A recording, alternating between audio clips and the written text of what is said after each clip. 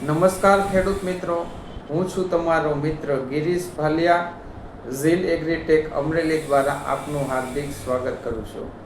લાંબા સમયની વરાપ પછી ફરીથી જ્યારે વરસાદ થયો છે ત્યારે મગફળીમાં સફેદ ફૂગની અસર જોવા મળતી હોય છે. આપણા બધા ખેડૂતોની મગફળી આજે લગભગ 50 થી 60 દિવસની થઈ ચૂકી છે અને પાટલા મળી ગયા છે અથવા તો મળવાની તૈયારીમાં છે.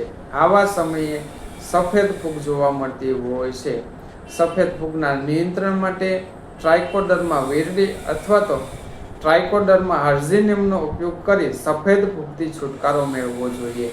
તેના માપ વિશેની માહિતી લઈએ તો એગ્રીકોન ન્યુટ્રીટેકનું ટ્રાઇકોન 1 એકરે 1 કિલોનું માપ છે અને જો ખેડૂત મિત્રો વધારે મગફળીમાં ફૂગ દેખાતી હોય તો ટ્રાઇકોન 1 એકરે 2 કિલોનું માપ રાખી રેતી સાથે ભેળવી ખેતરમાં છંટકાવ કરવો જોઈએ. અને તેની સાથે સાથે જો મગફળીમાં કાળી ફૂગની અસર દેખાતી હોય, છોડ ઉપાડીએ અને ડોડવા કાળા હોય અથવા તો થડ પાસે કાળી ફૂગ જોવા મળતી હોય તો એગ્રીકોન ન્યુટ્રીટેકનું સુડોમોનસ વાપરવું જોઈએ.